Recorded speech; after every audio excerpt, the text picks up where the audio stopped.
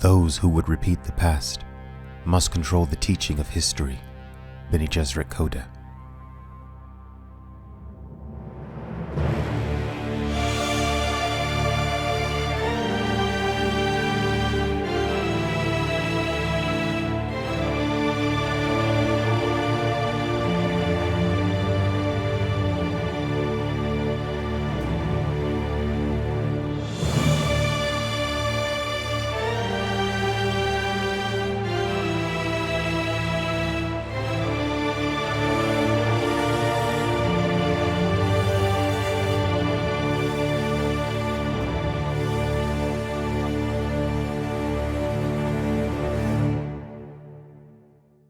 Throughout the corners of the old empire, the Spider Queen's web runs.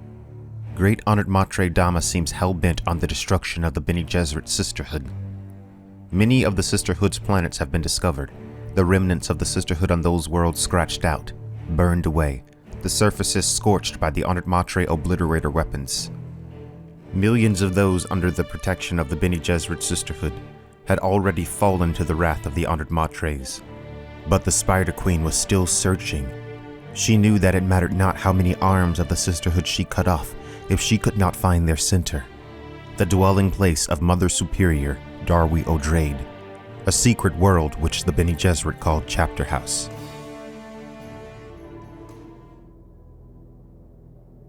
It has been some time since the destruction of Rakis. What Miles Teg did, not on Rakis, but before on Gamu, is what had set the rage of those terrible Honored Matres upon them. Something had been awakened in the Atreides bloodline. It had been latent prior to the Honored Matre probe, which had acted akin to a spice agony. The pain of the probe and the intense physical and psychological need for survival, combined with the Atreides genes, which for countless generations had been tampered with by the Bene Gesserit sisterhood and by the God Emperor Leto II, opened the doorway for abilities beforehand not seen. They are stories out of Gamu, Duncan. He stared at her. Gamu. He could never think of it by any name other than the original, Gidi Prime, Harkonnen Hellhole. She took his silence as an invitation to continue. They say Teg moved faster than the eye could see, that he probably started those stories himself. Some sisters don't discount them. Part 1.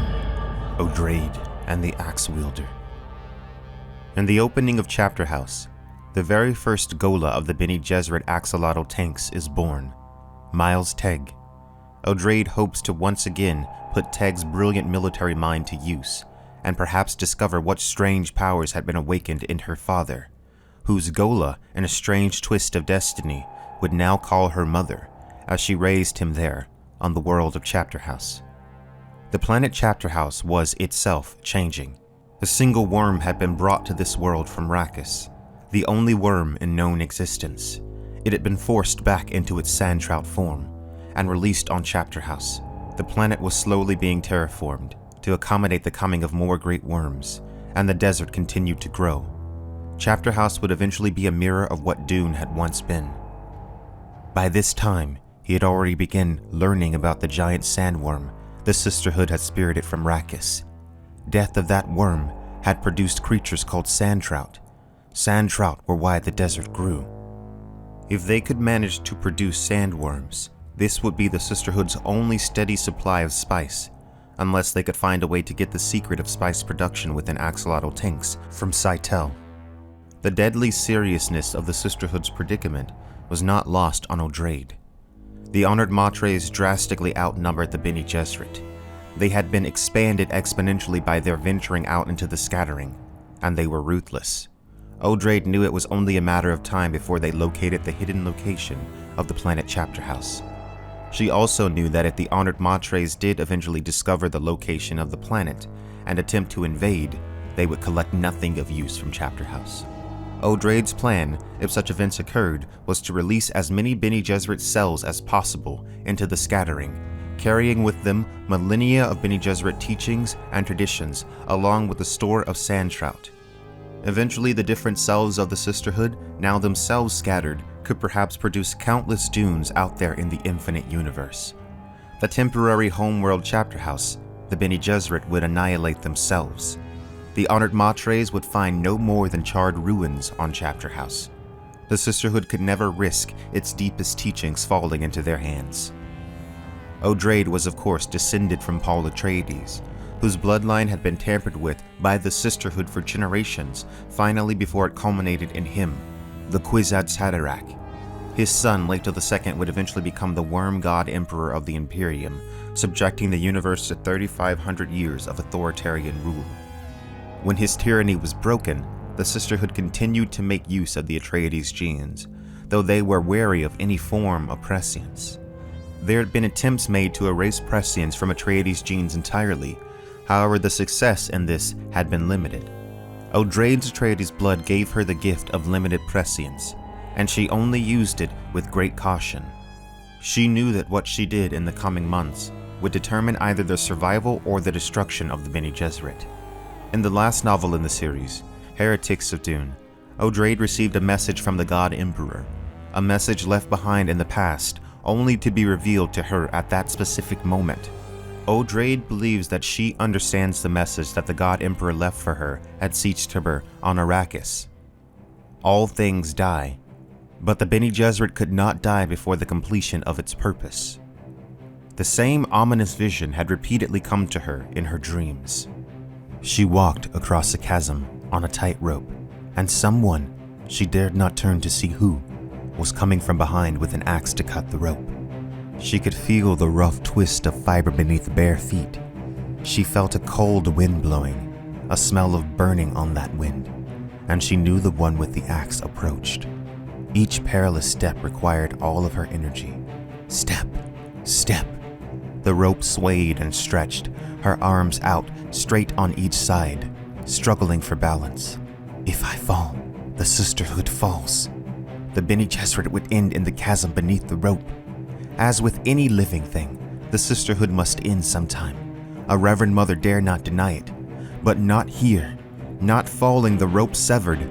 We must not let the rope be cut. I must get across the chasm before the axe wielder comes. The rope she walked was destiny. She was the sisterhood. And behind her approached the mystery adversaries, who or whatever they might be, intending to cut the rope, ending the sisterhood forever. At this point in time, something in her prescience seems to warn her. It was an ache she could not touch. It appeared to her in the form of Seed Child, an echo of her childhood self.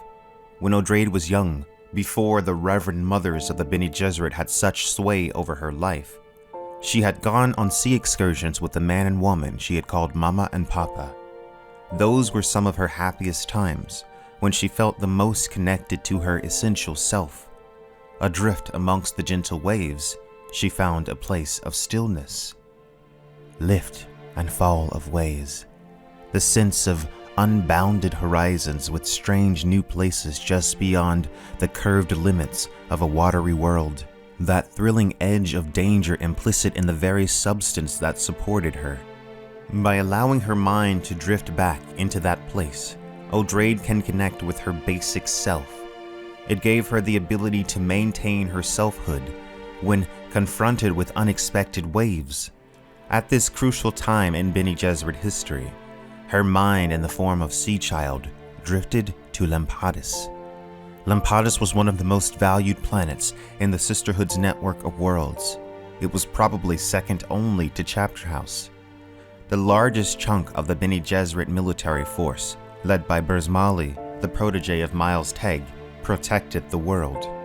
Lampades also contained the Sisterhood's most prized school, where the best of them were trained in the Bene Gesserit way. The Sisterhood's most premier students resided on the world. The library of Lampades was said to be unmatched, a storehouse of knowledge likely dating back thousands of years. The Reverend Mother Lucilla, also an Atreides descendant and cousin to Odraid, now held the position of Vice-Chancellor of Lampades. Because of Odraid's minimal prophetic ability, she could not determine the specifics of the threats to the Sisterhood by prescience alone. But before she has time to act on any of it, the bloody waters of her Sea Child vision come to reality before her eyes. Lampades is attacked by the Honored Matres.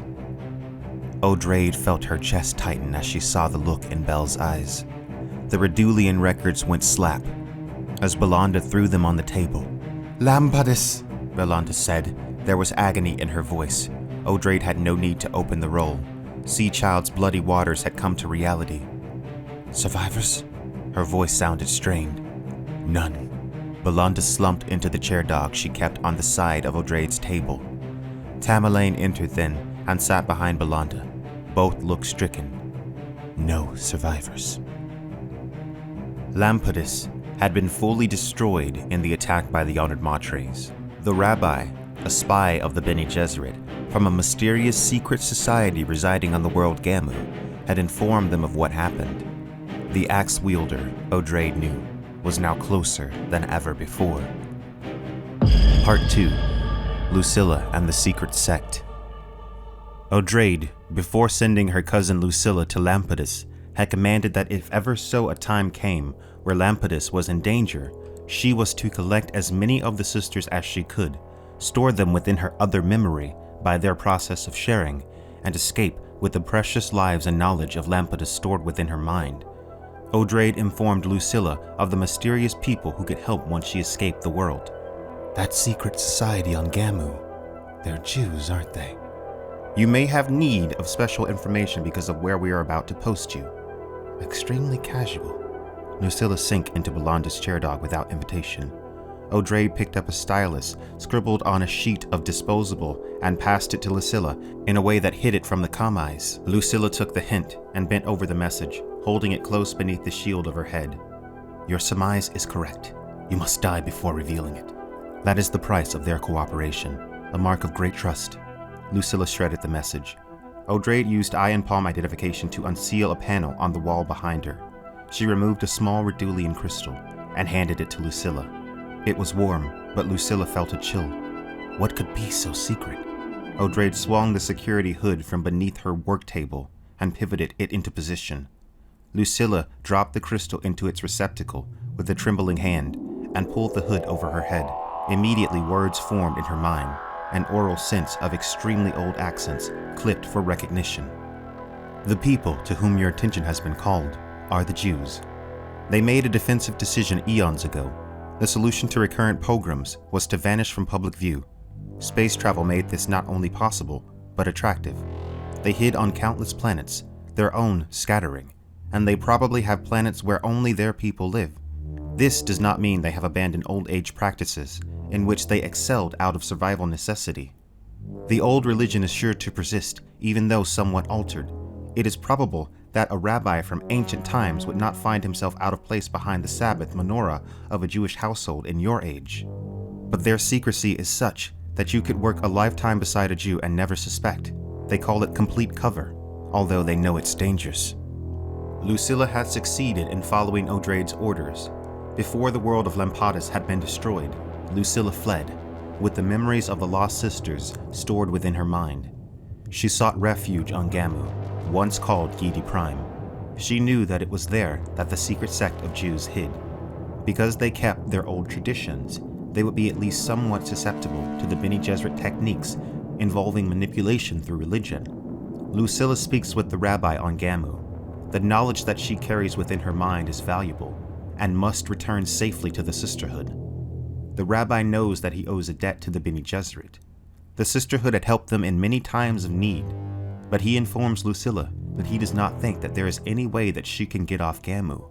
Gamu at this point in time was under the rule of the Honored Matres.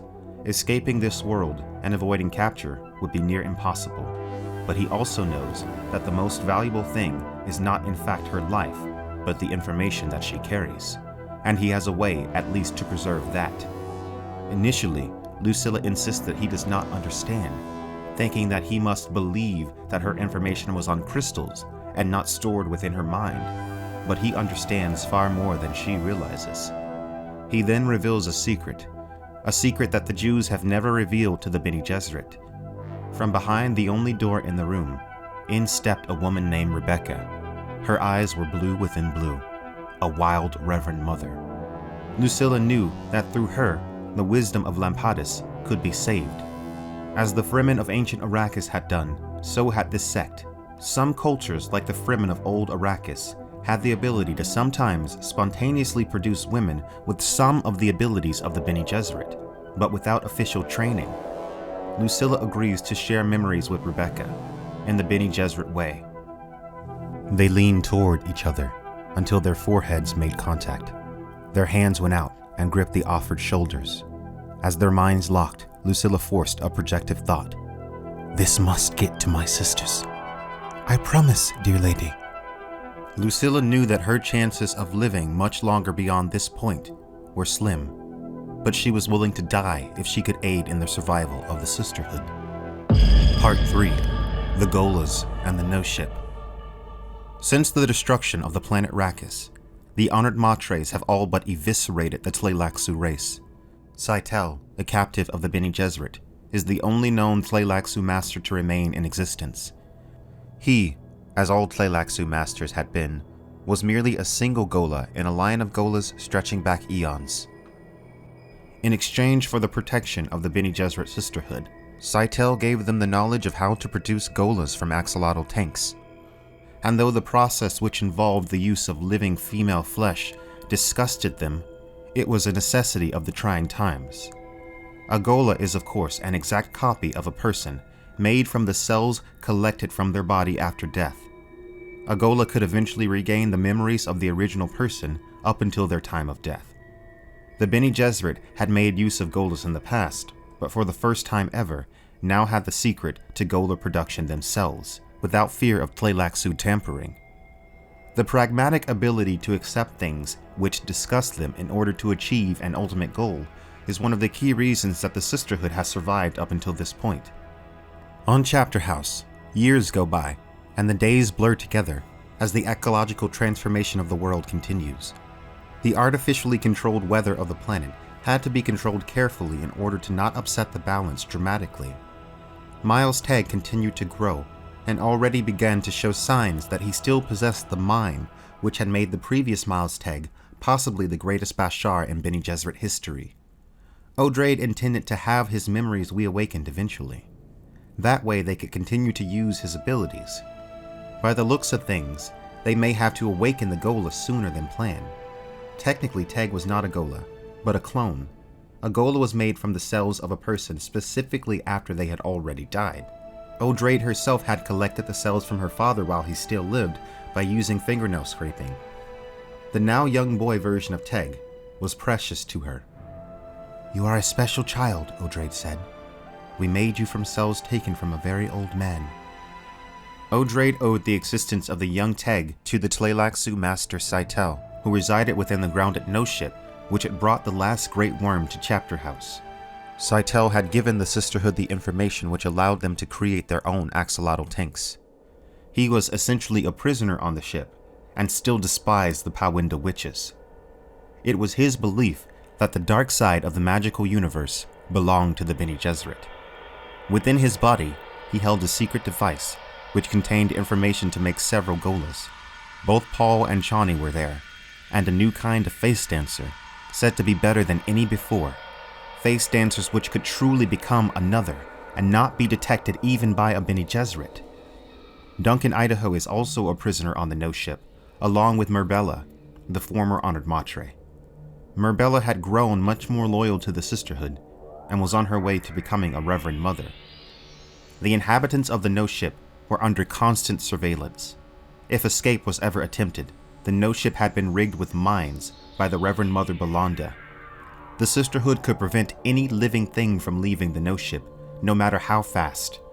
The ship had been deactivated and was now grounded. Merbella and Duncan now had several children together.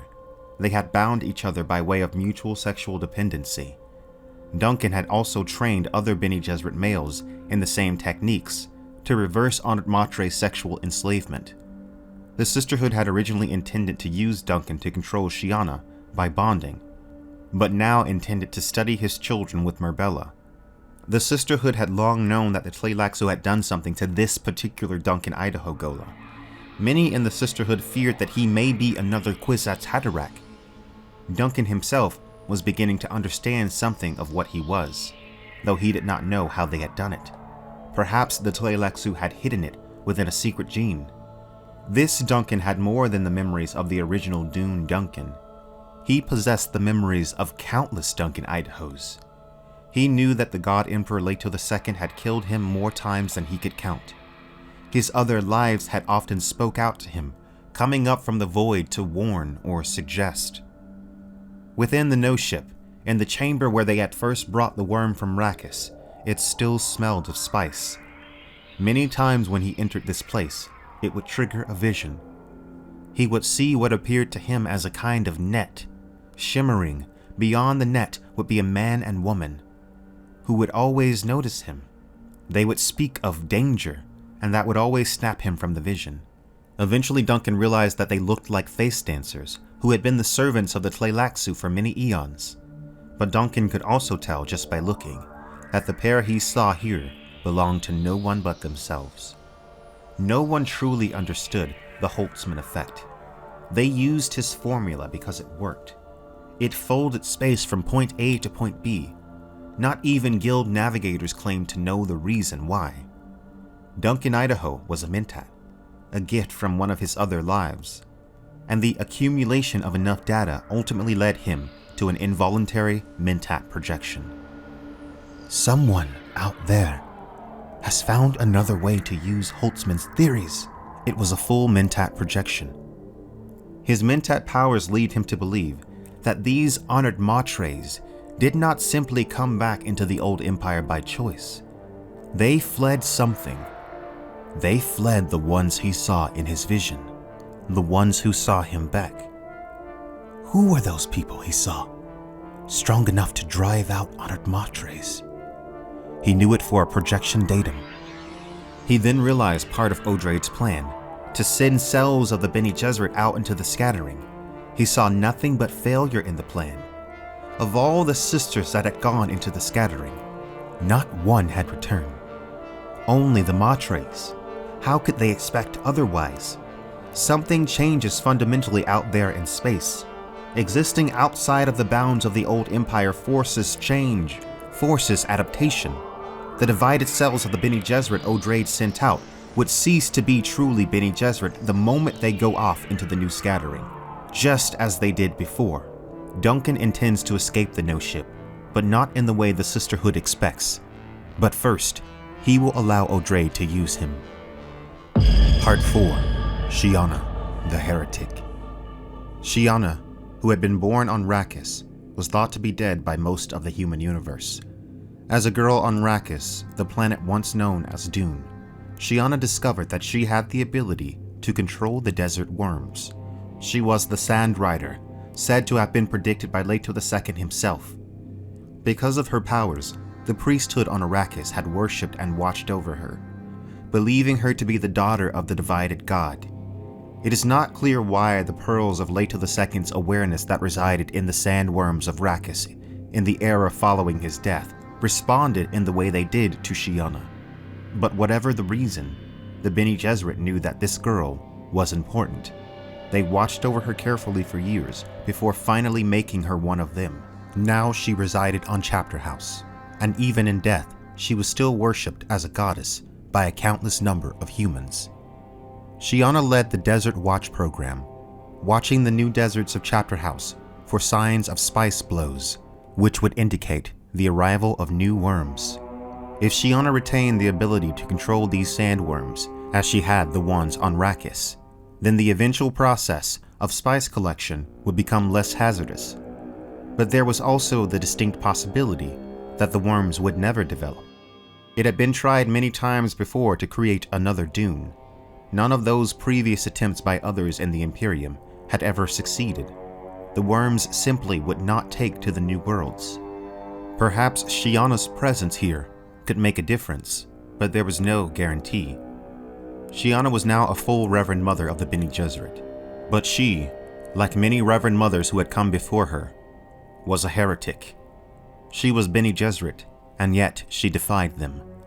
The Sisterhood's Missionara Protectiva was always at work, and they had plans for Shiana. Once the worms returned, they would release Shiana unto the unsuspecting universe. She would become a myth made real, as Paul Atreides had once been. They intended to create a new religion surrounding her, to make her a living goddess, and they intended to do so using Duncan Idaho's help as a mentat.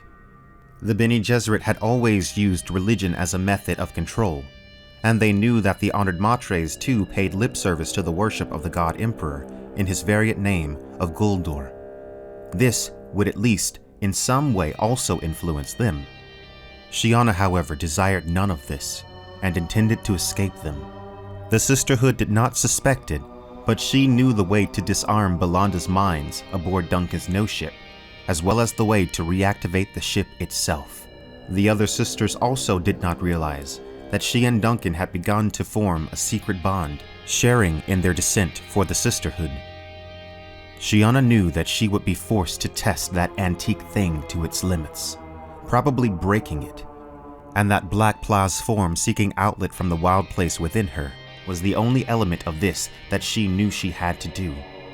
Call it rebellion, call it by any other name. The force she felt in her breast could not be denied.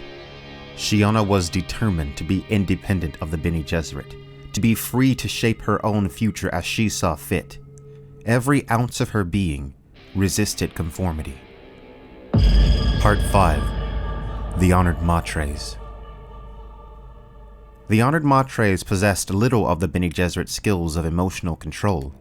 In fact, they were prone to fits of blind rage, which in part could be contributed to the spice substitute they became accustomed to within the scattering. The substance provided them with some, but not all of the benefits of spice, and also gave their eyes an eerie orange glow. Outwardly, the Honored Matres feigned superiority to the Bene Gesserit, but the Bene Gesserit could see that something in the Honored Matres felt regret for the ways they had lost while in the scattering. The Honored Matres also did not possess the precise control of internal chemistry that was key to many of the Bene Gesserit abilities, such as the ability to resist poison and disease, the ability to slow aging, and the ability to unlock ancestral memories. The Honored Matres had, of course, been the remnants of Leto II's fish speakers, as well as some of the Bene Gesserit sisters who had disappeared into the scattering 1,500 years ago, likely a necessity of survival outside the bounds of the old empire. Still, something had drawn them back into this domain. That too was an indication that they were not as powerful as they would hope to appear. Lucilla is eventually captured by the Honored Matres and brought to the world of Junction, a world in the Gamu system. They brought her before the great Honored Matre Dama, the Spider Queen herself. They wheeled her into the Honored Matre's presence in a tube-like cave, deadly sharp Shigawire netting preventing her from leaving the center of the tube. The great Honored Matre tells Lucilla that the cage is in fact for her own protection, for the Honored Matres were conditioned to kill instantly if the Bene Gesserit power of voice is tried on them. Behind the great Honored Matre sat a cage containing another being, almost human, but not quite, a futar. Futars were cat-like humanoid creatures, born out of the scattering. Initially, they had been created as a weapon against the Honored Matres by the Ones of Many Faces, who the Honored Matres had apparently warred with in the scattering. The cry of a futar could be deadly to an Honored Matre. Futars were said to be controllable only by their handlers, but somehow the Honored Matres had managed to tame and control some futars. Lucilla figures out that the Honored Matres somehow make themselves poisonous to futars. If a futar attempted to eat one of them, they would taste of bitter burning poison that would scar the inside of the futar's mouth. Lucilla remains captive for many days, and she is interrogated by the Spider Queen several times. As she remains captive of the Honored Matres, Lucilla begins to feel the coming on of spice withdrawal, which she used the very best of her Bene Gesserit abilities to suppress. The Bene Gesserit had excellent timekeeping abilities, so Lucilla knew exactly how long she had been a prisoner of the Honored Matres. This was just one of the Bene Gesserit abilities that troubled the Honored Matres, for they recognized that the Bene Gesserit skill set was astronomical. "How do you know what time it is?" Sinking back into her chair, but eyes still flaming. "All Bene Gesserit have this ability. We can feel the rhythms of any planet after a short time on it. A strange talent. Anyone can do it. A matter of being sensitized. Could I learn this?" Orange fading. I said anyone. You're still human, aren't you? A question not yet fully answered. Why do you say you witches have no government? Wants to change the subject. Our abilities worry her. The Honored Matres had powerful skills of their own. For instance, their combat skills surpassed that of the Bene Gesserit. They moved extremely quick, often using their feet to kill. The Honored Matres were extremely aggressive and bound to fits of deadly rage. Lucilla would eventually become the subject of the great Honored Matre Dama's rage, and it was there that she met her end. I told you not to speak! You dare call me Dama! She was out of her chair in a blur. Lucilla's cage door slammed open with a crash against the wall. Lucilla tried to dodge, but the Shigawire confined her. She did not see the kick that crushed her temple. As she died, Lucilla's awareness was filled with a scream of rage. The horde of Lampatis, venting emotions it had confined for many generations. As Lucilla died, so did the precious lives contained within her mind.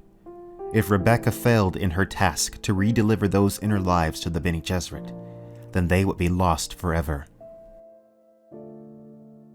Part 6. A Merger of Man and Machine. On Chapterhouse, Odraid begins to use Duncan Idaho as a mentat. He has also been put in charge of training and eventually reawakening the Gola Miles Teg's memories. He has also forced Odraid to realize that her plan to send individual Bene Gesserit cells would likely be futile. Some on Chapterhouse consider Odraid's employment of Duncan as exceedingly dangerous. The Reverend Mother Belanda is one of them. Belanda is also a mentat and believes that it is necessary for Duncan to be eliminated. When Odraid leaves Central on Chapterhouse, Belanda uses her opportunity. She enters the no-ship with the intent to kill Duncan, which she very well would have been capable of doing. She discovers Duncan within a chamber of the no-ship. The Gola boy Teg is there as well. Hello, Bell. Been expecting you. He touched his console field and the door opened behind him. Young Teg entered and took up a position near Idaho, staring silently at Belanda. Idaho did not invite her to sit or find a chair for her, forcing her to bring one from his sleeping chamber and place it facing him. When she was seated, he turned a look of wary amusement to her. Belanda remained taken aback by his greeting. Why did he expect me? He answered her unspoken question. Dar projected earlier. She told me she was off to see Shiana. I knew you'd waste no time getting to me when she was gone. Simple mentat projection, or... She warned you. Wrong. What secrets do you and Shiana share? Demanding. She uses me in the way that you want her to use me. The Missionara? Bell. 2 mentats together. Must we play these stupid games? Belanda took a deep breath and sought mentat mode. Not easy under these circumstances. That child staring at her, the amusement on Idaho's face. Idaho calmed himself when he saw that Belanda had entered mentat mode. He tells her that he has known for quite some time that she's wanted him dead. She realizes then that she has been transparent in her intentions. He explains to her that they have mutual goals. Put yourself in my place, Belle. I'm a mentat caught not only in your trap, but in that of the Honored Matres. Is that all you are? A mentat? No, I'm a Tleilaxu experiment, but I don't see the future. I'm not a Kwisatz Haderach. I'm a mentat with memories of many lives. You with your other memories. Think about the leverage that gives me. By the end, Belanda recognizes the extent of why Odraid valued this Duncan. The God Emperor had reawakened the Gola again and again throughout countless generations for a reason. Belanda's mentat awareness recognized this. Duncan begins to speak to her of the Ixians and the potential for technological progression within the scattering. When Leto II died, the human empire expanded exponentially. None could say what strange technology might have risen out of the scattering. Nothing is out of question in the scattering, but not within our present capabilities. Do you have something less ambitious? Review the genetic markers in the cells of your people. Look for common patterns in the Atreides inheritance. There may be talents you have not even guessed. Duncan throws much at Belanda at once, even hinting at the genetic patterns which led to Teg's actions on Gamu in the previous book, where he moved faster than the human eye could see. Duncan then suggests that there was a thread of Leto II's plan previously unseen. Ixians have not penetrated Holtzman's unification concept, he said.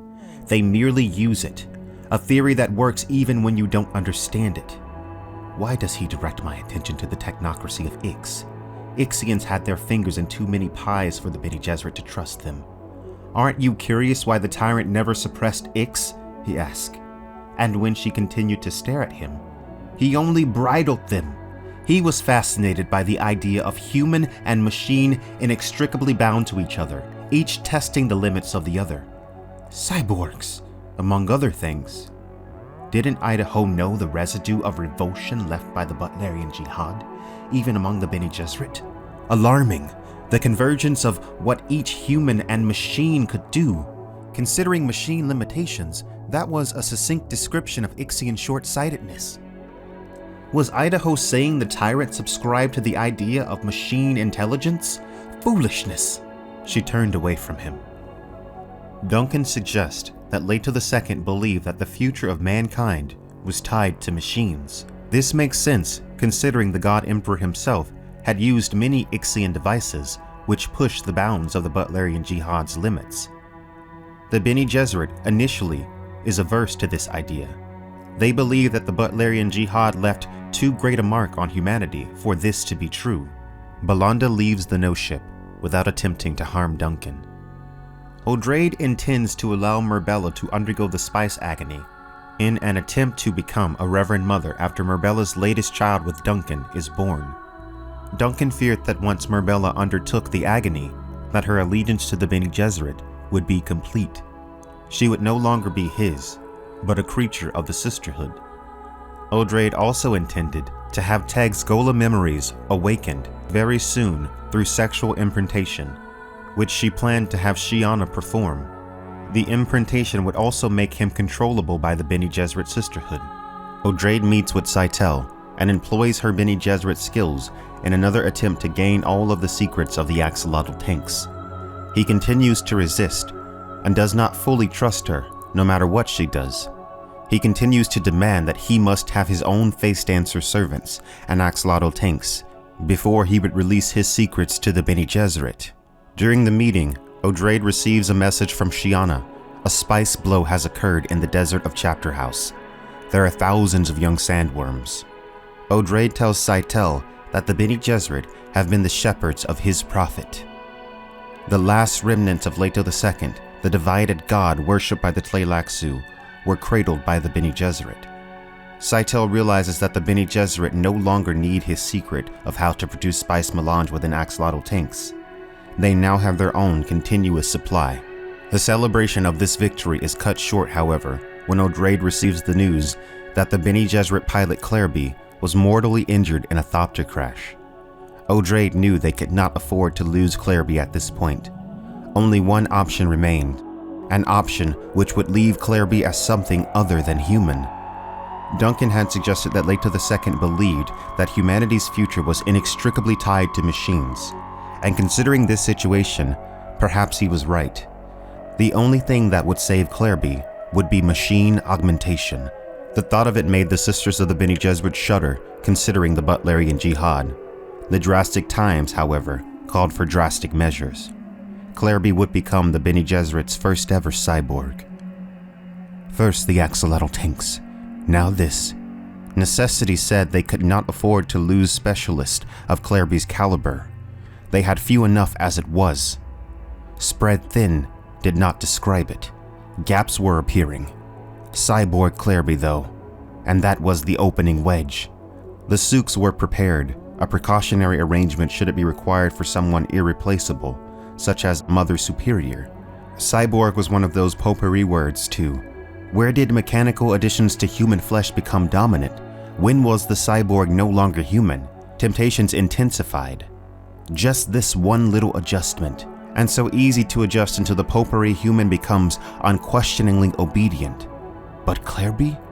Conditions of extremists said, cyborg him. Was the sisterhood that desperate? She was forced to answer in the affirmative. Odraid knew that no objection from any other sister in the sisterhood could change anything once she had made her decision. Whatever she chose, the sisterhood would follow. The Butlerian Jihad had been fought and won. Now a new conflict began. But Odraid knew that they had no one to replace Clairby. She made the decision to cyborg him. A merger of man and machine. Part 7. The two sisterhoods collide. Odraid knew that in order for the Bene Gesserit to survive, it needed to change its ways, and she knew that Merbella could potentially be the one to guide them into that change. The Bene Gesserit were slaves of habit, and habits had predictable patterns. She knew that this was how the Honored Matres would eventually locate them. Pride. That was what Odraid saw when she looked at her sisters and their places. Dignity was only a mask, no real humility. Instead, there was this visible conformity, a true Bene Gesserit pattern that, in a society aware of the peril in patterns, sounded a warning klaxon. Merbella will soon undergo the spice agony and is at a crossroads. She is caught in between her love and obsession for Duncan, Idaho, and her loyalty to the Bene Gesserit. Merbella knew that her love for Duncan was in a way a prison, but she was incapable of letting go. Odraid knows that the Duncan, Idaho Gola has been attempting to undermine them in the mind of Merbella, prompting her to study the life of Jessica, who thousands of years ago had betrayed the sisterhood, leading to the eventual birth of the tyrant Leto II. Duncan had prompted Merbella to study Jessica's life, hoping to thwart us. Hollows of his performance had ignited severe analysis of records. An interesting person, Odraid said. Love. After all of your teaching, your conditioning, you did not think her behavior treasonous? Never. Delicately now. But look at the consequences. A quiz at Haderach, and that grandchild, the tyrant. Argument dear to Belanda's heart. Golden path, Merbella said. Survival of humankind. Famine times and the scattering. Are you watching this, Belle? No matter. You will watch. Honored Matres, Merbella said. All because of Jessica? But Jessica returned to the fold and lived out her years on Caladan. Teacher of acolytes. Example to them as well. See what happens when you defy us.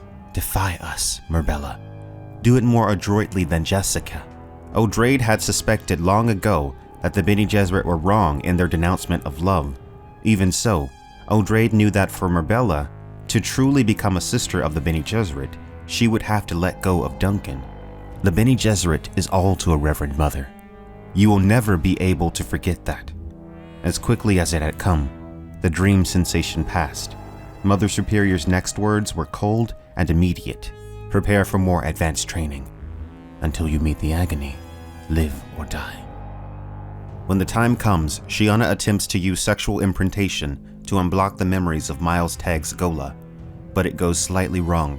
When the attempt is made, Tegg's memories are reawakened, but his long-dead mother, who had been a sister of the Bene Gesserit herself, had taught Tegg Bene Gesserit secrets, and also through the method of hypno-induction was able to prevent the imprintation of her son. She had done this without the knowledge of the sisterhood. His memories were reawakened, but he would be no controllable pawn of the sisterhood, not in the way they'd hoped. Tegg had always been loyal to the Bene Gesserit, however, and they did not expect that to change. Once his memories had been restored, Odraid asked him the question she had been waiting to ask all this time. What exactly had occurred on Gamu the day he set the wrath of the Honored Matres upon them?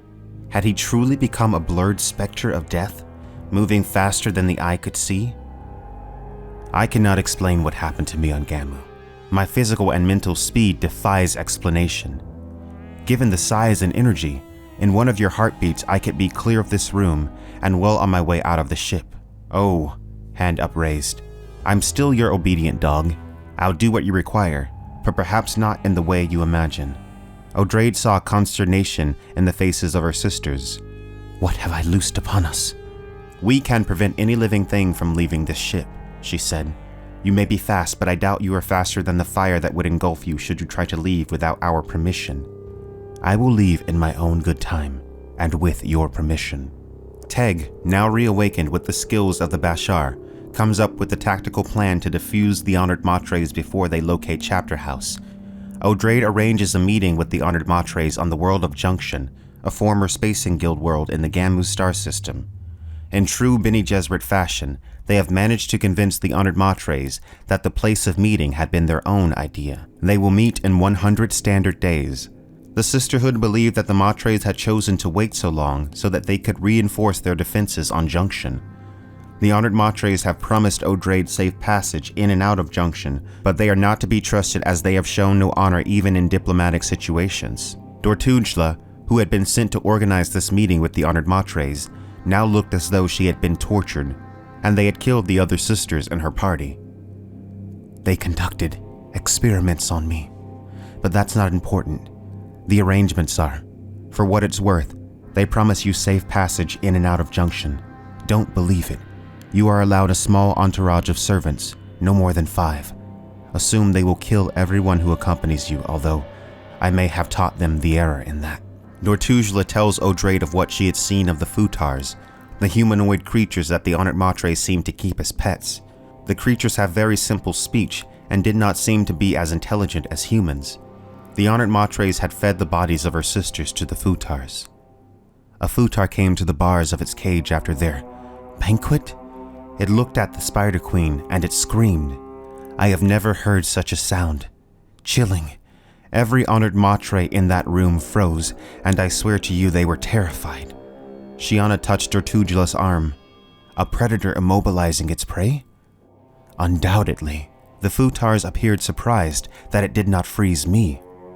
Sometime after Merbella's child is born, she finally undergoes the spice agony, and afterward Duncan can sense that Merbella is pulling away from him. Merbella is an Honored Matre, and yet she is also Bene Gesserit. Within her, the two sisterhoods are joined and merged. Merbellas Purpose had grown beyond Duncan, and to some degree, they both knew it. Part 8. The Battle of Junction. Before leaving for Junction, Odraid addressed the entire sisterhood, one last time. Actions have been taken that require me to meet on Junction with Honored Matre leadership, a meeting from which I may not emerge alive. I probably will not survive. That meeting will be partly distraction. We are about to punish them. Odraid waited for murmurs to subside, hearing both agreement and disagreement in the sounds. Interesting. The ones who agreed were closer to the stage and farther back among new acolytes. Disagreement from advanced acolytes? Yes, they knew the warning. We dare not feed that fire. She pitched her voice lower, letting remotes carry it to those in the high tiers. Before leaving, I will share with more than one sister. These times require such caution. Your plan! What will you do? Questions were shouted at her from many places. We will feint at Gamu. That should drive the Honored Matre allies to Junction. We then will take Junction, and I hope to capture the Spider Queen. Odraid gives details of her plan to the sisterhood. Bashar Milestag will lead the attack in disguised ships, equipped with laser guns. Odraid, on the ground, will transmit her observations to her attackers. They plan to englobe Junction with the devices designed by Duncan Idaho. They would reveal the location of Honored Matre no ships. No one knows, however, that Milestag has the ability to see hidden no ships, even without technology. It was part of what had awakened in him on Gamu when the Honored Matres tortured him in the book Heretics of Dune. Duncan himself would remain on the no ship on Chapterhouse during the attack. The Bene Gesserit sisters Tam and Dortugla would accompany Odraid on Junction. The other sisters of the Bene Gesserit were eager to know who she had chosen to share memories with before she leaves. This is the most pressing political question, because after she dies, one of those people would become Mother Superior of the Bene Gesserit. Odraid announces that she has chosen both Merbella and Shiana to share her memories. Proctors form little consulting groups, shouting suggestions from group to group, but no names were submitted. Someone had a question though. Why Merbella? Who knows Honored Matres better? Odraid asked. That silenced them. Merbella would be present during the attack on Junction as well. Her job would be to discover the Honored Matre's Achilles heel. After sharing with both Merbella and Shiana, Merbella was Odraid's personal choice. But if this venture to Junction failed, then Shiana would still be a potent candidate. Odraid knew that if her plan in fact did fail, then the survivors in the sisterhood, if there were any, would hold her in contempt. When Odraid finally arrived on Junction, there could be no mistaking that it was in fact a former guild world. It seemed to have been changed little since the Honored Matres came to rule it. So this was like other Junction planets. Somewhere in guild records there doubtless was a serial number and code for it. So long under guild control before the Honored Matres that in these first moments of debarking, getting their ground legs, everything around them could be seen to have that special guild flavor. Even the playing field, designed for outdoor meetings of navigators in their giant containers of melange gas. The buildings of the world wrapped around space in a way that conserved the maximum amount of energy. The paths of the world were direct and there were very few sidewalks and no plants. There was a dull grayness, and the place was compounded with Ixian technology. For the guild, endurance was preferred to luxury or eye appeal. Odraid was piloted down to the surface of the world by the now cyborged Clerby. The pilot touched a yellow field on his board, just the way the Basha said they would. A gloating sound in his voice. He lifted the hood off his head and turned. Odraid was shocked. Cyborg! The face was a metal mask with two glittering silver balls for eyes. We enter dangerous ground. They didn't tell you, he asked. Waste no pity. I was dead, and this gave me life. It's Clerby, Mother Superior. And when I die this time, that will buy me life as a Gola. Odraid is taken in by the Honored Matres on Junction, while at the same time Miles Tegg leads the assault against the Honored Matre forces, attacking the world of Gamu with tremendous force. During this time, the secret sect of Jews hidden away on Gamu took refuge within the Bene Gesserit forces. Merbella immediately recognized Rebecca, the woman who Lucilla had shared memories with before dying, as a Wild Reverend Mother. Merbella made an instant identification. A Wild Reverend Mother. Not since Dune's Fremen days had one of these been known. Rebecca carried with her all the lives of Lampetus, precious cargo. She shares her mind with Merbella.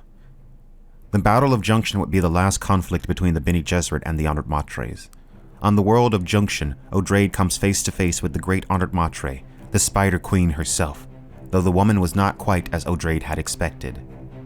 Spider Queen's appearance was more than a surprise. Until this moment, no physical description of her had ever been achieved by the Bene Gesserit, only temporary projections, imaginative constructs based on scattered bits of evidence. Here she was, finally, a small woman, expected stringy muscles visible under red leotards beneath her robe, face a forgettable oval with bland brown eyes, orange flecks dancing in them. During the meeting, however, the great Honored Matre Dama is poisoned by one of her own, Logno, who then takes over as the great Honored Matre herself. She intends to activate the Honored Matre's hidden weapon, technology brought forth out of the scattering, a powerful weapon of bloodless death. I am not Logno's target, not yet. She has taken this opportunity to make her bid for power. There was no need to look at Dama. The moment of the Spider Queen's death was visible on Logno's face. Turning, Odraid confirmed it. Dama laid in a heap under being unknown. You will call me Great Honored Matre, Logno said, and you will learn to thank me for it. She, pointing at the red heap on the balcony corner, intended to betray you and exterminate your people. I have other plans. I am not one to destroy a useful weapon at the moment of our greatest need. With Tegg's tactical skills at full use, they are able to gain control of the star system, and Bene Gesserit victory seems certain. They realize all too late that they have walked into a trap, as the Honored Matres release their weapon of bloodless death, altering the course of the battle. Odraid is captured. Part 9. Merbellas Purpose. Shiana's Escape. Merbella and the others are alerted to the fact that the Honored Matres have taken Odraid, but they do not know what is to come. The weapon kills without touching. It kills without gore. The Bene Gesserit have never seen its like before. When he returned to his examination of the scene, he saw another disturbing thing, a basic oddity his eyes had tried to report. Very little blood on those fallen figures in Bene Gesserit uniforms. You expected battle casualties to show that ultimate evidence of common humanity, flowing red that darkened on exposure, but always left its indelible mark in the memories of those who saw it. lack of bloody carnage was an unknown, and in warfare, unknown had a history of bringing extreme peril. He spoke softly to Odraid. "They have a weapon we have not discovered." Odraid, however, had given Merbella instructions for a last desperate gamble should their attack go wrong. Merbella does what she can to save as many Bene Gesserit soldiers as she possibly can, as the Honored Matres unleash their weapon. Their survivors set a course for Chapterhouse, while she then pilots a shuttle down to the surface of the World Junction. She announces herself to the others as an Honored Matre, claiming to have escaped the sisterhood. Merbella is brought to the great Honored Matre, Logno, and uses this opportunity to tempt her into rage. Merbella's plan works, and Logno attacks Merbella, but Merbella is far too quick. She kills Logno at striking speed. After the commotion, Odraid is seen lying on the floor. As Odraid lies dying, having been mortally wounded by the Honored Matres, Merbella shares memories with her, one final time. Examining the scene without breathing hard, to show how easy it was, sisters. Merbella experienced a sense of shock and recognition of the inevitable. Odraid lay on the floor in front of Elpic, who obviously had chosen sides without hesitation. The twisted position of Odraid's neck and flaccid appearance of her body said she was dead. She tried to interfere, Elpic said. Having killed a Reverend Mother, Elpic expected Merbella, a sister after all, to applaud, but Merbella did not react as expected. She knelt beside Odraid, put her head against that of the corpse, staying there an interminable time. The surviving Honored Matres exchanged questioning looks, but dared not move. What is this? They were immobilized by Merbella's terrifying abilities. When she had Odraid's recent past, all of the new added to previous sharing, Merbella stood. Odraid, as Taraza, Lucilla, and many others throughout the millennia had done, had given her life for the sisterhood. A part of her would always remain within Merbella, warning her and guiding her down the right path. Perhaps some bit of Sea Child would remain as well. The Matres, awed by Merbella's fierceness and power, have no choice but to accept her as their leader, as is the way of the Honored Matres.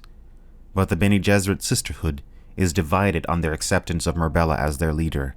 Merbella essentially has made the first step in the joining together of the two sisterhoods. She was both Honored Matre and Bene Gesserit, and because of it, the sisterhood would never be the same. They would not be Bene Gesserit, they would not be Honored Matre, but something else. Back on Chapterhouse, Shiana's plan has come to full fruition. Joined by Duncan Idaho, she escaped on the no ship before Merbella had a chance to stop them. They take with them the young Miles Tegg, Cytel, carrying the DNA of Paul Atreides, Jessica, and others, and the sect of Jews. But as they make their escape, they encounter again those Duncan had seen in his visions. Part 10. The Ones of Many Faces. Shiana and Duncan had escaped on the no ship, or so they thought. They did not know that the others were still watching. The man and the woman Duncan had seen through the net. It is not clear who these two are, or what their purpose is, but Duncan had seen them many times. This is where it always happened to him. Will it happen today? Without warning, the sense of being in the great hold would vanish, then the net shimmering in a molten sky. He was aware when the vision came that he was not really seeing a net. His mind translated what the senses could not define. A shimmering net, undulating, like an infinite borealis. In the vision, Idaho saw what he could only describe as a net, but he could not exactly say what it was or where it was. Through the net, he would eventually see a man and woman, dressed in old clothing. How ordinary they appeared, and yet extraordinary. A grandmother and grandfather in antique clothing, bib coveralls for the man, and a long dress with headscarf for the woman, working in a flower garden. Idaho knew that during their time in the scattering, the Honored Matres had been hunted by some power in the far reaches of the cosmos. He knew that the couple were likely to be face dancers who over their time in the scattering had become independent of the Tleilaxu masters. Using his Mentat skills, Duncan projected that a Tleilaxu group in the scattering must have engaged in genetic alteration, creating the Futars. the human-feline hybrids brought out of the scattering by the Honored Matres. The two he had witnessed in the vision could be the ones who had created the Futars. Futars, of course, had the ability to seek out and destroy Honored Matres. They could use their voice to immobilize and render them defenseless. Throughout the book, Chapterhouse Dune, the Matres continue to reference a mysterious group they encountered in the scattering known as the Ones of Many Faces. And it was also implied that the Ones of Many Faces had in fact been the ones who had created the Futars as a weapon against the Matres. And the Ones of Many Faces cursed them through eternity had caused the disaster, them and their Futars.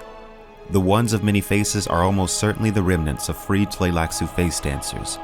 And these two who had attempted to trap the inhabitants of the no-ship are obviously representatives of them. They called themselves Daniel and Marty. "You deliberately let them get away, Daniel." The old woman rubbed her hands down the stained front of her garden apron. It was a summer morning around her, flowers blooming, birds calling from nearby trees. There was a misty look to the sky, a yellow radiance near the horizon. "Now, Marty, it was not deliberate," Daniel said. He took off his pork pie hat and rubbed the bushy stubble of gray hair before replacing the hat. "He surprised me. I knew he saw us, but I didn't suspect he saw the net. And I had such a nice planet picked out for them," Marty said. "One of the best, a real test of their abilities." Daniel said that he never thought Idaho actually saw the net. The usage of the term net itself further indicates that some kind of trap was being set. And it seems that the inhabitants of the no-ship at the end of Chapterhouse just barely escaped. The one called Marty mentions that they had intended to test their abilities, and that they had a planet picked out for them, implying that to these two, the events of the Dune saga have simply been some great experiment. How long had these two been watching? How long had they been there? The fact that Daniel and Marty are able to watch Idaho and his companions, the nature of their vessel, and the fact that they had planned to test them suggests that these two possess technology far greater than any seen in the novels prior to this point. The fact that Daniel and Marty are face dancers of the scattering who had freed themselves continues to be heavily implied in this passage as well. They had a Tleilaxu master with them too. I saw him when they went under the net. I would have so liked to study another master. Don't see why. Always whistling at us, always making it necessary to stump them down. I don't like treating masters that way, and you know it. If it weren't for them. They aren't gods, Daniel. Neither are we. I still think you let them escape. You are so anxious to prune your roses. What would you have said to the master anyway? Daniel asked. I was going to joke when he asked who we were. They always ask that. I was going to say, what did you expect? God himself with a flowing beard? Daniel chuckled. That would have been funny. They have such a hard time accepting that face dancers can be independent of them. I don't see why. It's a natural consequence. They gave us the power to absorb the memories and experiences of other people. Gather enough of those and... It's personas we take, Marty. Whatever. The master should have known that we would gather enough of them one day to make our own decisions about our future. And theirs? Daniel and Marty became independent of their Tleilaxu masters after absorbing enough memories. As the Bene Gesserit sisterhood can share the memories of others, so can the face dancers. But these face dancers had absorbed the memories of numerous Bene Gesserit sisters even, which would mean that they may possess more knowledge than any single Reverend Mother. For eons, the face dancers had been the slave class of the Tleilaxu. Somewhere in the scattering, this pattern had broken. The insouciant nature of the couple's behavior implies that they are detached from what is happening in the main Dune story. They appear to have been doing whatever it is that they are doing for quite a long time. Have they tested other children of humanity throughout the universe in this manner? If so, how many? And if they are indeed as powerful as they seem, they will undoubtedly catch up with the no-ship. And when they do, what might they have planned for the inhabitants? Chapterhouse ends as Daniel and Marty watch as the no-ship makes its escape through space. Part 11. The Lessons of Chapterhouse. In this novel, the sisterhood contends with problems from within and without, much of it set in motion by the God Emperor Leto II. The God Emperor had indeed been prescient. The sisterhood did not deny it. It was Odraid's view, however, that Leto II didn't predict the future so much as he created it. He had looked into the possible futures, chose what he saw fit, and then locked them on that path.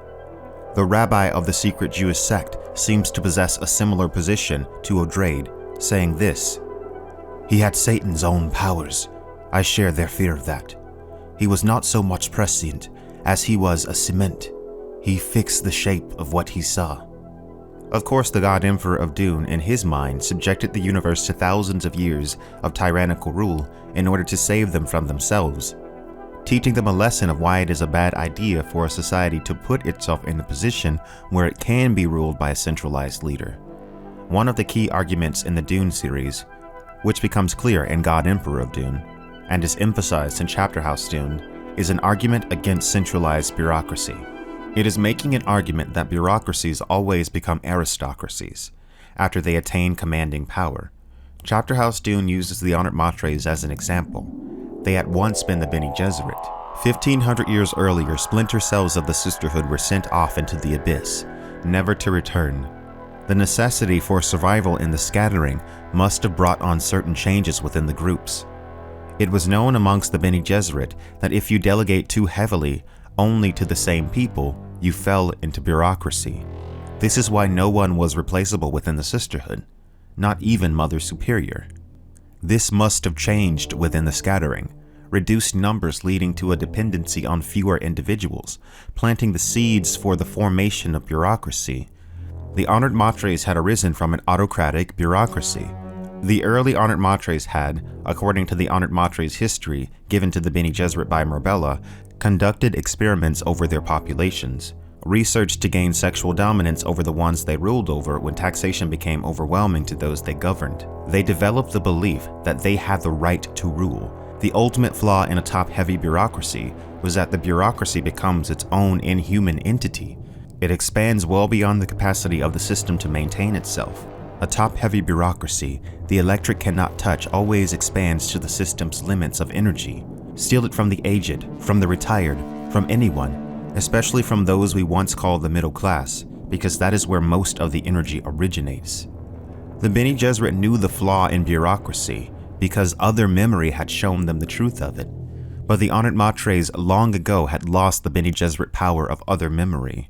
The Bene Gesserit knew that hierarchical bureaucratic systems were always in danger not because absolute power corrupts absolutely, but because power attracted the corruptible. The Bene Gesserit, being the ultimate pragmatist, say conservatism is akin to death. Continued growth, progress, and evolution were necessary, certainly where laws were concerned. Yet we believe there's a morality above any law, which must stand watchdog on all attempts at unchanging regulation. Odraid further emphasizes this point. Honored Matres have forgotten that clinging to any form of conservatism can be dangerous, Odraid said. Have we forgotten it as well? They continued to stare at her, but they had heard.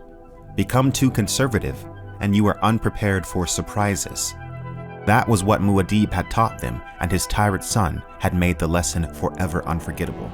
An authoritarian, conservative, bureaucratic system such as the one in which the Honored Matres evolved would also stagnate scientific progress. Science must be innovative. It brings change. That's why science and bureaucracy fight a constant war. When the Bene Gesserit discovered that the Ixians had aligned themselves with the Honored Matres, they came to the realization that Ix was dying. The Ixians believed that political and economic requirements determine permissible research. Mark them well. They are the products of a dying society. It is naive to expect any bureaucracy to take brilliant innovations and put them to good use. When bureaucracies were put in charge of such systems, they considered things such as who would be blamed for potential problems? Will the structure of power be shifted? Will jobs be cost? Will some other governmental department become more important? Politics blocks the way of science. The motives of bureaucracy are in direct opposition to the need for adapting to change. Adaptability is a prime requirement for life to survive. The Honored Matres could not see how their system was ultimately destructive to them and the ones they governed. They disregarded the truth. To them, their right to rule was everything. It did not appear to Odraid that these women insisted on such a right. No, they assumed their rightness must never be questioned, Never. No decision's wrong. Disregard consequences. It never happened. And here lies one of the most fundamental differences between the Bene Gesserit and the Honored Matres. The first rule of the Bene Gesserit democracy was no laws restricting juries.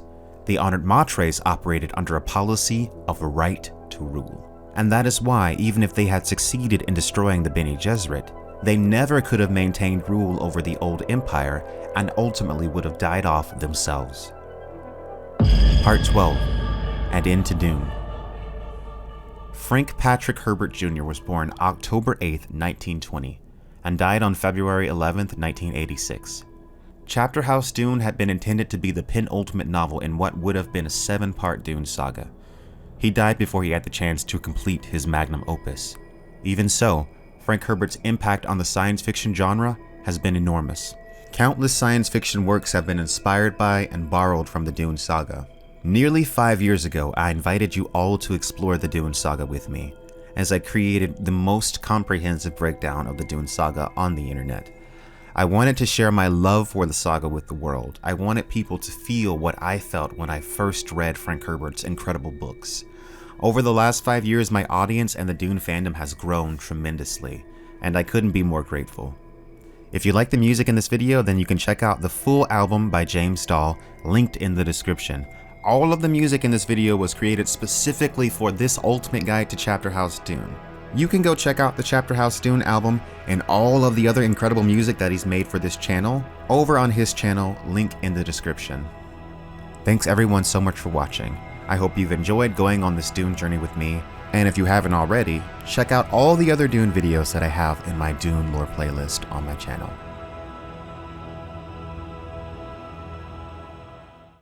Thanks everyone so much for watching. I hope you've enjoyed going on this Dune journey with me, and if you haven't already, check out all the other Dune videos that I have in my Dune lore playlist on my channel. Whew, I am so glad that video is done. I am so glad that video is done. Why'd it take so long anyway?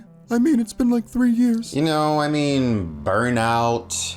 I just released my own graphic novel, Tadia, which is on sale now, by the way. You know, there's just a lot of other stuff going on. I was focused on a lot of other books and a lot of other book series. And also, you try make 6-hour-long videos about one book series and then tell me how you feel about making number 7. Yeah, exactly. But anyway, it's out now, and I'm just really happy that people can watch it and enjoy my telling of the story, and also enjoy me trying to explain some things that are kind of more mysterious and try and break down some of the more esoteric elements in this book. Because with this book, I really had to kind of like sit and ruminate with this book and read it several times. Like over the course of the 3 years since the last episode in the Ultimate Guide series, I have read Chapterhouse like 5 or 6 times, and each time I developed a deeper understanding. So there's a reason it took so long. One, because it's a difficult book to kind of grasp at, because it's not a finished story. It's only like half of a story. That's like the main thing with Chapterhouse. It's only half of a story. It's like Frank Herbert starting a thought and then not finishing it, because it's like Frank Herbert starting a thought but then not being able to finish it, not being able to go all the way through with it because he unfortunately died. So there's a lot of elements to the book that kind of like begin and then don't go anywhere. Like for instance, the entire Cyborg plot, the man and machine plot, that's something that kind of starts but we don't see where that's going. So I just kind of try and break it down like, here's where I think Frank Herbert was going with that. And you know, doing all that and trying to grasp all of that is really fun, but it's also a lot of work, and it's a lot of research, and it's a lot of rereading passages and making sure that I really get what Frank Herbert is trying to get across. You know, Daniel and Marty are just Frank Herbert and his wife Beverly inserting themselves into the story, right? Well, Organism, maybe that's true to an extent, but it's still implied that these characters were to have a great or a significant role in the events to play in the Dune series in the next book. But yeah, it's a good point to bring up that these two definitely do seem to represent Frank Herbert and his wife, Beverly. And a lot of people don't know this, but especially with the later books, Frank Herbert and his wife Beverly kind of worked as a team. Beverly had a lot more influence on especially the later books than I think people realize. So if anything, the Dune saga was really written by Frank and Beverly Herbert. And Daniel and Marty is kind of just a nod to them, and they're seen in a flower garden because apparently Frank Herbert and his wife had a garden and they liked to garden, and that was their thing. And so it's just like a little nod inside of the story, which I think is really interesting. But the characters themselves and what's implied with Daniel Marty is quite ominous and quite creepy. And I really enjoyed in this video kind of trying to create an atmosphere around Daniel and Marty that wasn't necessarily like representative of what they looked like in that moment in the book, but like how they make you feel. So I kind of used the kind of androgynous creepy faces to try and represent them, to kind of evoke the sense of mystery and fear that I had towards Daniel and Marty when I first read the series. But the whole thing in the end was stupid. Why didn't the Honored Matres use the bloodless weapon before this? Why weren't they using it the whole time, if they had this crazy weapon from the scattering? Well, it is mentioned earlier in the book that the Honored Matres used up most of the charge of the weapon when they were fighting the ones of many faces in the scattering. Well, why wasn't that in the video? Well, it's in the video now. Anyway, like I said, I'm really glad that this labor of love is finally done, and who knows, maybe in the future I'll do an ultimate guide to, the Brian Herbert books, and just break those down for everyone. Because a lot of people didn't read the Brian Herbert books and they don't really know how Brian Herbert and Kevin J. Anderson decided to end the story. So that'd be interesting to do. But anyways, I'll continue to post videos about the science fiction books that I love and the new ones that I discover as I continue to read science fiction and enjoy science fiction. This channel has honestly really been a big journey of like self-discovery and kind of like finding my place in the world. Like so many good things have happened to me because of this channel, and a lot of that is because of the Ultimate Guide to Dune series. Like I released that first video, Ultimate Guide to Dune Part 1, when my channel was basically about A Song of Ice and Fire. That's all I really talked about because I was obsessed with the George R. R. Martin books at that time. But I was also getting into Dune and I was reading these books, and there wasn't much content in the way of videos on YouTube about Dune. So I thought to myself, I love these books. There's not that many people talking about these books. I'm gonna make my own big, huge Dune series and try and make people feel the way that I felt when I was reading those books. And the Ultimate Guide to Dune was not something that was immediately successful. When I first uploaded that video, it got so few views that I was honestly discouraged. And as the weeks went on, it slowly started to pick up more traction and more people on the internet started to see it. More fans, hardcore fans of the series started to see it. And so I started to post more videos about Dune. And that's kind of how my channel evolved from a channel that was mainly focusing on one thing to being a channel that's about science fiction in general and the science fiction books that I love. And I've, of course, discovered a lot more since Dune. I was a fan of science fiction and fantasy in every genre of books pretty much before Dune, but Dune definitely elevated my love of science fiction to an entirely new level. And even though this Ultimate Guide to Dune series is over for now, I'm still, of course, gonna post more Dune content because Dune is a wellspring of knowledge and philosophy that's just endless, and it is such a rich series. There's just so much to talk about. You said philosophy, I'm bored again. Anyways, guys, as always, if you appreciate my content, make sure you like and subscribe for more Quinn's ideas. Check out my channel for all the videos that I've done on other series like Hyperion, the 3-Body Problem, which is like my new favorite. Honestly, it's so good. I've got tons of videos on Asimov's work. I've got tons of videos on Isaac Asimov, and there's so many things that I want to expand on. Like I'm gonna start doing more graphic novels because I don't know if you can tell, like I'm a huge graphic novel person. Like I love graphic novels.